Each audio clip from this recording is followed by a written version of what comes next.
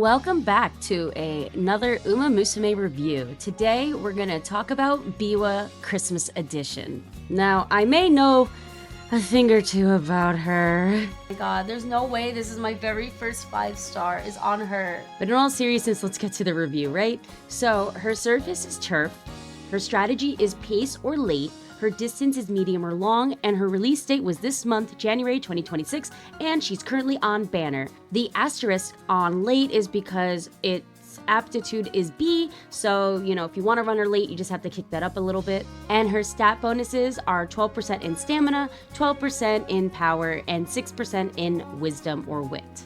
Now, this is my unbiased review, despite her ruining my chances of getting Ogre Cap Christmas. No! Okay, guys, no! There we go. All right, now I'm just pissed. Biwa, get the out of here. Why are you here? This was literally a long shot. You're not supposed to be here. There's no one normal Biwa. There's no. In all seriousness, I would say she's really not worth pulling, and there's a few reasons for that. First of all, her unique isn't the best, I would say, and she has decent awakening levels 3, 4, and 5, and I didn't really write this, but her stat bonuses aren't actually that bad. 12% in stamina, 12% in power, and 6% in wisdom. It gives a good spread to at least some stats you would probably use. So let's first take a look at her unique. Her unique is Presence from X, increased velocity by deriving a path to victory mid-race after staying well-positioned from the start of the race up until the second half. So let's try to break this down as best as possible. So for the first part, order rate in 40 continue, that criteria just means that your position has to be within the top 40% of the entire race up until now. So if you had 10 Umas, then you need to be first, second, third, or fourth place. The first 5 seconds of the race doesn't count because you need time to establish your position, which is good. But in general, you need to be in the top 40% in order for this to work. The next 2 parts just means that you are in the mid-race and there is less than 50% of the race left. And then the last 2 parts sort of establish what your position needs to be within the race. So the first part is saying the highest place you can be. So you must be at most second place, or you could be worse than second place. So you can't be first place for this skill to activate. And then the second part is saying that your order rate or your position as a percentage of the number of people in a race has to be at most 40%. So again, if there are 10 Umas, then 40% would be first, second, third, or fourth place. In that 10-person scenario, that would mean for this skill to activate, you would need to be second, third, or fourth place. And if you hit all of this criteria, your target speed will increase by 0.35. So I would say this skill is definitely more of a possibly front, but definitely pace. I don't know how well this would be as a late. It could work as a late, but ideally you're probably running this as a pace chaser. And if you were to inherit this, your target speed increase would only be 0.15. So I don't like this skill for a few reasons. First of all, it's very dependent on you being well positioned or within that top 40%. So if you end up getting hit by a bunch of debuffers, or if, you get rushed, or, you have a late start, this all can affect, if you're in the top 40%, and if you don't have that well-positioned start up until the second half of the race, then you're kind of screwed, and the skill definitely will not activate. So I don't think that the activation on this is pretty good at all, and I don't like the order that you have to be in because it makes it harder to run her late if you really wanted her to run late. So I would definitely say that it's not a good skill, and I also do not think inheriting it would be good as well, just because again, it's hard to activate and you're only getting 0.15. There are plenty of other skills you can get out there that give you 0.15 and are easier to activate, or give you more than 0.15 and may just be as hard to activate. So that is why I am not a big fan of her skill. I will point out that some of the skills from her event is kind of decent. Straightaway acceleration could be good depending on the CM you're running. Pressure can be decent if it's activated correctly, because we're increasing velocity passing another runner late race. Prepare to pass can also be kind of good depending again on the CM you're running. It just depends like, oh, when is the final corner and when would this skill activate, right? So you can either use like cards to get these, or you can actually get like maybe a white spark from the parent horses in order to get this.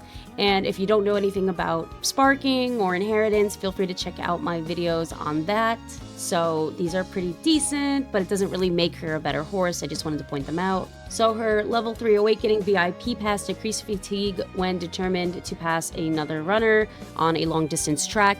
That can be decent. It just depends on when it triggers, because if it triggers way too early within the race, then you're not really getting the full value of it. So, you know, I think it can be a good blue gold skill. It's just there's a lot of RNG on when it can trigger. Her 4th level Awakening skill, Pace Chaser Straightaways.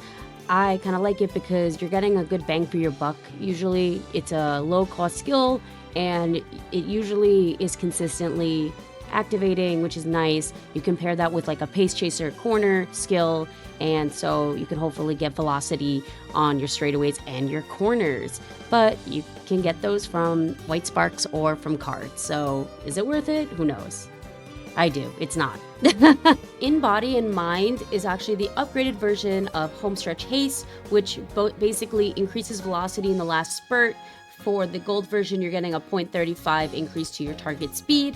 And this can be good. It just, again, it depends on when it activates, because if during the last spurt you activate the velocity right at the finish line, then you're not really getting much out of that, right? So overall, her Awakening skills can be good. They're just, her level 3 and her level 5 is very like RNG heavy. So that's why I'm not really a big fan of it. And then her level 4 is kind of good, but at the same time, like I can use a card or a white spark to get this, so it's like, why even bother? So I personally would not waste my resources on her Awakening levels. Now let's talk about my favorite, the secret event, super secret. So one of the events is you win the Triple Crown, and you either get some increases to stats, you get some skill points, and you get a hint to straightaway acceleration, or you just get a few stat increases that are not as high. The next one is if you win this race, which I'm not going to try to pronounce right now, you will get increased your stats, you will get skill points, you'll get a increase to your bond with the president,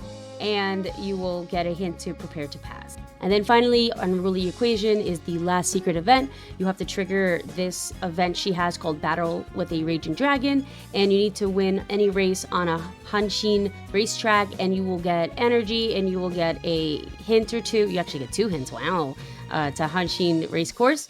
And the Battle with a Raging Dragon is one of her events with choices, and there's no real trigger for this. And this event just gives you like stats or gives you hint to Hanshin Racecourse. So if you get this event and then you get the secret event, then you can get 3 hints to this racecourse. Wow.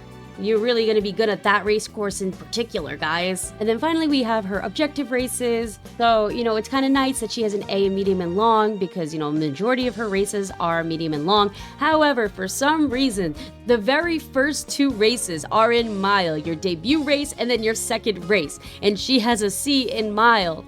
So you could try to get that mile up maybe to a B or an A. If you really want. I don't think it's worth it to invest it. You should probably be fine as long as you're inheriting the correct stats and, you know, you click the right buttons to get the right stats. But it's just so annoying that why is her very 2 first races mile when she has a C? Why would you do this to me? Thank you so much for watching my review of Biwa's Christmas edition. If you have any comments or questions, feel free to use the comment section below. Otherwise, I will catch you guys later. Bye!